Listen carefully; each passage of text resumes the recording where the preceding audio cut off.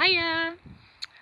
So at the beginning of the year we were planting tomato seeds and pepper seeds and all sorts of things like that, and I planted my tomatoes out the front of my house in pots along, you can just about see behind me, and it's actually not frosted at my house yet. So far I've left them out to try and get them to ripen on the plants. But if you haven't already brought in your tomatoes, probably a good thing to do this weekend. So I'm just going to switch over to the other direction and see if I can change the camera. There we go. And we'll go and take a look at some of my last tomato plants. So I've just started taking in the big tomatoes, and you can see some of them are very nearly ripe. Very green. I'm just going to be going through the rest of my tomato plants here and snipping off these final tomatoes and dropping them in the pot.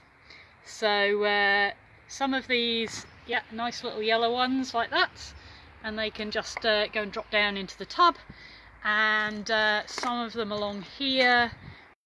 So it's not a big problem if they are green, because we can pop them in a tray. I tend to leave these on the kitchen windowsill, and I'm just going to snip the rest of these tomatoes in the next 2 or 3 minutes and pop them into that tray. And yeah, you can see there's another one there. I think that's either a money maker or an outdoor girl.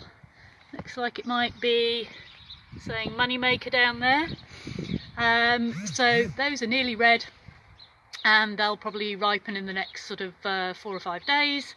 But some of the green ones, I'm going to leave them in a tray. Some people say put them with a ripe banana, but I tend to just leave them to slowly ripen, and they always still taste better than shop bought tomatoes. So if you've got loads and loads of green ones, maybe you could turn them into tomato chutney. But if you just like eating your own cherry tomatoes, then just take them in, put them on a tray, put them on a kitchen windowsill or somewhere. I tend to leave them out so that I don't sort of miss them going ripe, but some people say put them in a drawer. Yeah, I just leave them in that little tray on my windowsill, and not too much bright sunshine, and then they'll ripen over the next sort of few weeks, and I'll have fresh tomatoes to eat with my my breakfast and my lunches, and even cook with. And I'm probably not going to do tomato chutney this year, but we've also been picking apples, so I'm definitely going to do some apple chutney over the next few days. So if you've still got tomatoes, bring them in this weekend. If it's still looking quite warm out there, maybe you could leave them an extra couple of days, but they're not going to like the frost, and they're not going to like the really rainy weather.